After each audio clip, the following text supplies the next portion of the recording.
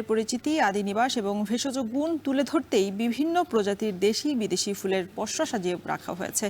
এ বিষয়ে আরো বিস্তারিত জানাতে গুরুদয়াল সরকারি কলেজ থেকে যুক্ত হচ্ছেন সহকর্মী মশিউর কায়েস। কায়েস, জানাবেন ফুল উৎসবে ফুল প্রেমীদের সমাগম কেমন দেখছেন আর কি ধরনের ফুল রয়েছে মেলায়?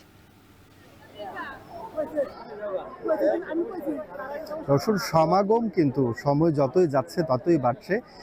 কিশোরগঞ্জের যে গুরুদয়াল সরকারি কলেজটি রয়েছে সেখানে কিন্তু আসলে বসন্তের খানিকটা আগেই কিন্তু বসন্তের ছোঁয়া পেয়েছে প্রকৃতি প্রেমীরা, যার ফলে কিন্তু তারা ছুটে আসছে এই প্রকৃতির নৈসর্গিক সৌন্দর্য সেটি কিন্তু উপভোগ করতে।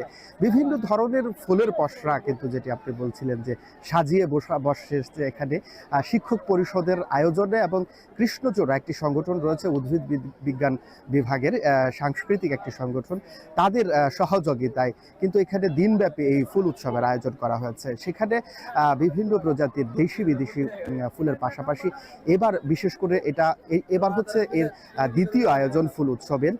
বিশেষ আয়োজন সবার চোখ কেড়েছে আসলে, যেটা হচ্ছে বনফুল। যে সচরাচর আয়োজকরা যে বিষয়টি বলছে যে সচরাচর আমরা যে ফুলগুলোকে দেখি আসলে যে আমাদের পায়ে পিষ্ট হয়ে ওঠে, সেই ফুলগুলো কিন্তু অনেক ভেষজ এর অনেক গুণাগুণ রয়েছে, সেগুলো কিন্তু আসলে আমরা দেখি না, এবং তার কিন্তু একটা সৌন্দর্যও রয়েছে।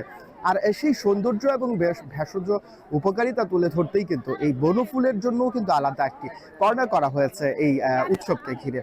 এছাড়া যদি বলি যে এখানকার যে আয়োজকরা যারা আছেন তারা যে বিষয়টি বলছেন যে দিনব্যাপী এই আয়োজনে কিন্তু তারা ব্যাপক সাড়া পাচ্ছেন, এবং আমরাও সকাল থেকে যে বিষয়টি লক্ষ্য করছি যে শিক্ষার্থী ছাড়াও কিন্তু বাইরের থেকেও কিন্তু প্রকৃতি প্রেমীরা আসছেন এবং এই ফুলের সৌন্দর্য কিন্তু তারা উপভোগ করছেন। এবং সেই সাথে তারা যে বিষয়টি বলছেন দর্শনার্থীরা, যে এখানে প্রতিটা ফুলের নতুন নতুন ফুলের সাথে তারা পরিচয় হতে পারছেন। এখানে ১৫০ শতাধিক আসলে প্রজাতির ফুল কিন্তু এখানে স্থান পেয়েছে, এবং সেখানে তাদের নাম এবং আদি নিবাস সহ তাদের ভেষজ গুণাগুণ কিন্তু এখানে তুলে ধরা হয়েছে।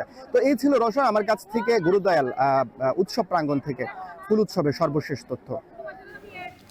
কিশোরগঞ্জে দিনব্যাপী ফুল উৎসবের খবর জানাচ্ছিলেন সহকর্মী মশিউর কায়েস। এই ছিল এখন জনপদের আয়োজন।